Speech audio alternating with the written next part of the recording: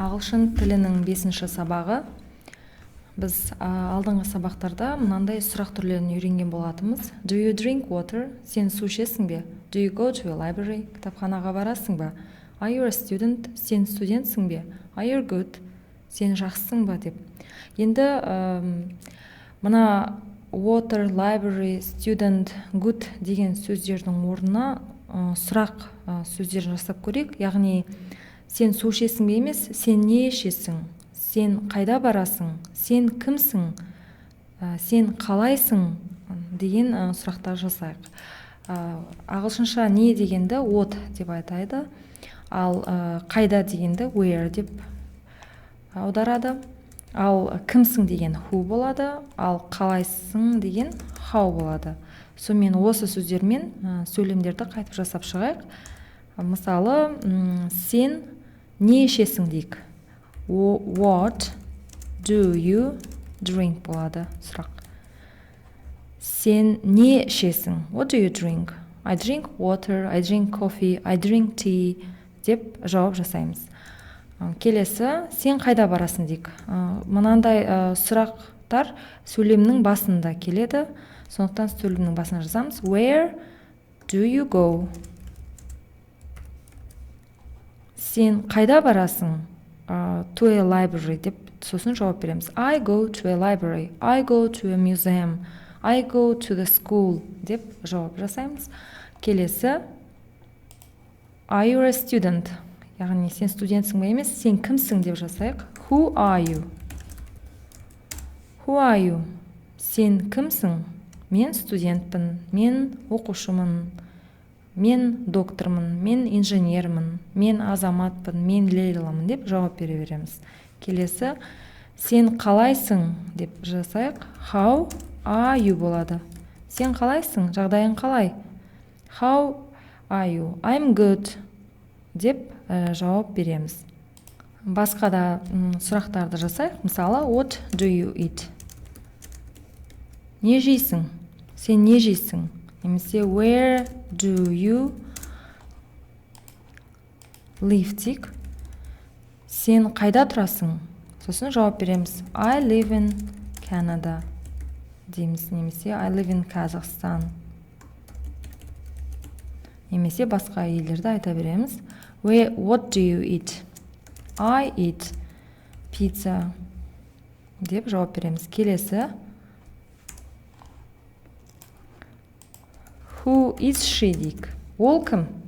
Ол инженер, ол доктор деп жауап жасаймыз. She is a doctor. Келесі, how is he? Ол қалай? Қандай бала? Қандай бала? Жалпы оқу үлгерімі қандай деп те сұрауға болады. How is he? Ол қалай өзі? He is clever. He is clever.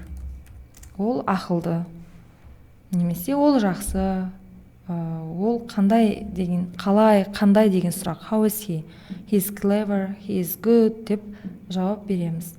Енді мына сөйлемдерді қарайық. I go to the library in the morning. Мен кітапханаға азанда барамын, таңғы уақытта барамын. I drink water because I'm thirsty. Мен су ішемін, өйткені мен шөлдеп тұрмын.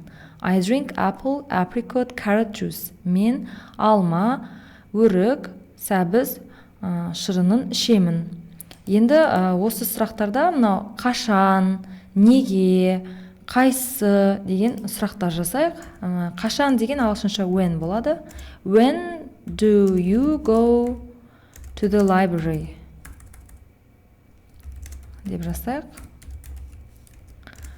Сен кітапханаға қашан барасың?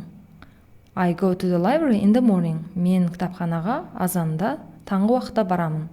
Келесі, сен суды неге ішесің деп жасайық. Неге деген ағылшынша не үшін, неге деген why болады. Why do you drink water? Why do you drink water? Неге су ішесің? I drink water because I'm thirsty. Мен су ішемін, өйткені мен шөлдеп тұрмын. Келесі, қайсы дейік. Қайсы шырынды ішесің? Which juice do you drink? шырынның қайсысын дейді. Which juice do you drink? I drink, таңдаймыз біреуін беріліп тұрған шырыннан, apple or apricot or carrot деп. Мен алма шырынын ішемін дейік. I drink apple juice деп жауап жасаймыз. Сонымен біз what, where, who, how, when, why, which деген сұрақ түрлерін үйрендік. Не, қайда, кім, қала, немесе қандай, қашан, не үшін, қайсысы деген сұрақтарды. Енді осы сөздермен басқа да көп мысалдар жасап көрейік. Мысалы, I read a book on Monday. Мен дүйсенбі күні кітап оқимын. Мен кітапты қашан оқимын? Немесе сен кітапты қашан оқисың дейік. Қашан деген ағылшынша when болады. When do you read a book? Сен кітапты қашан оқисың? When do you read a book? I read a book on Monday. Немесе мынандай сөйлемдер жасайық. Мен демалыс күндері оқимын, немесе жұмыс күндері оқимын дейік. Жалпы ағылшынша апта деген сөзді week дейді. Ал апта соңы дегенді weekend дейді. Мына end деген сөз бізде кинолардан таныс. Кино фильмнің соңы дегенде the end деп шығатын сөз ғой. Weekend деген апта соңы, ал апта күндері, яғни жұмыс күндері деген weekday. Сонымен мысалы мынандай сөйлем жасасақ болады. I read a book on weekends. Мен кітапты демалыс күндері оқимын. Немесе мен кітапты I read a book on weekdays десек болады. Немесе мен кітапты жұмыс күндері оқимын. Сен кітапты қашан оқисың? When do you read a book? Сен кітапты қашан оқисың? Және апта күндерінен бөлек демалыс күндері, жұмыс күндері оқимын деп те жауап берсек болады. Апта күндерін ағылшынша былай дейді. Monday деген дүйсенбі, Tuesday сейсенбі, Wednesday сәрсенбі, Thursday бейсенбі, жұма күні Friday, сенбі күні Saturday, ал жексенбі күнді Sunday дейді. Сондықтан мына 7 күнмен таныстық. Барлығының соңында day деген сөздер бар. Day деген күндер, күн деп аударылады. Monday, Tuesday, Wednesday, Thursday, Friday, Saturday, Sunday. Ал мезгілдер былай болады. Summer деген жаз мезгілі, spring деген көктем мезгілі, autumn деген немесе fall деп та айтады. Күз мезгілі немесе қыс мезгілі, winter. Мысалы мен қыста коньки тебемін деп айтайық. I skate in winter. I skate in winter. Мен қыста коньки тебемін. Біз білеміз, мезгілдерге in деген предлог түрін пайдаланамыз. Сонымен осыны сұраққа айналдырайық. When do I skate? Мен қашан коньки тебемін? I skate in winter. Ал апта Monday, Tuesday сияқты сөздерге ол сөздердің алдына біз on деген сөзді пайдаланамыз. Мысалы, I read a book on Sunday. Мен жексенбі күні кітап оқимын. When do I read a book? Мен қашан кітап оқимын? When do I read a book? I read a book on Sunday. Яғни апта күндерінің алдына on деген сөзді пайдаланамыз. Септелу үшін on сөзін пайдаланамыз. Ал ағылшынша айларды былай айтады. January, қаңтар айы, February, ақпан айы, March, наурыз, April, сәуір айы, орысшаға өте ұқсайды, апрель айы, May, мамыр айы, June, July, маусым, шілде, August, тамыз айы, September,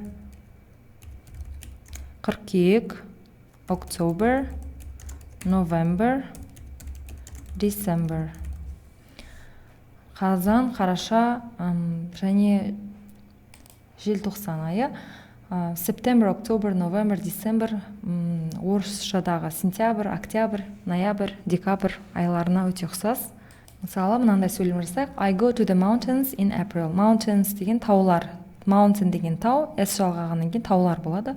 Мен тауларға сәуір айында барамын. Айлардың алдында біз білеміз, сәуірде деп жасау үшін in деген сөзді пайдаланамыз, яғни on емес, at емес, inді пайдаланамыз. I go to the mountains in April.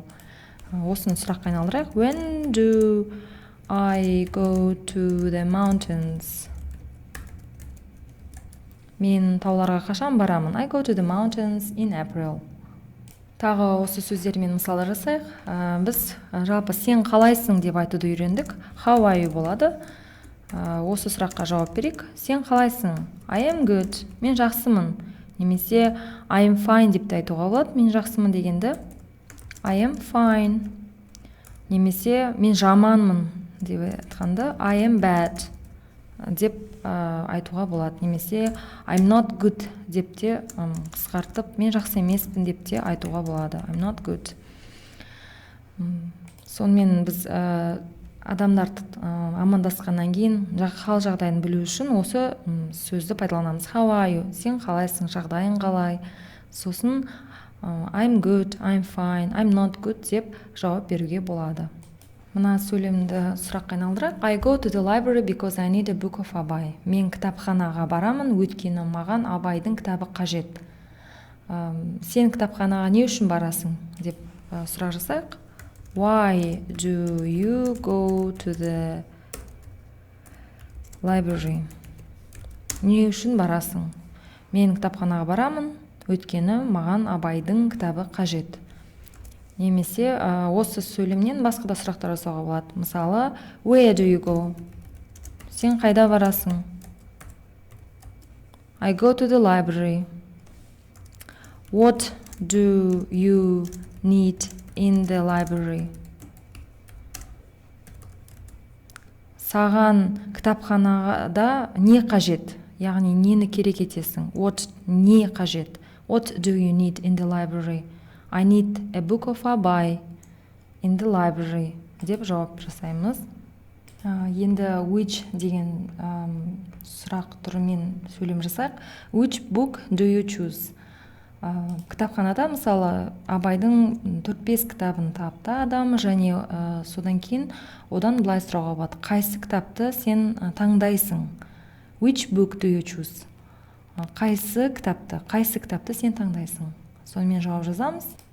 Жауабы I choose the book of words. Мен Абайдың қара сөздерін таңдаймын деп жауап береміз. Сонымен біз 5-ші сабақта не, қайда, кім, қалай, қандай, қашан, не үшін, қайсысы деген сұрақ түрлерімен таныстық және сұрақтар жасауды үйрендік.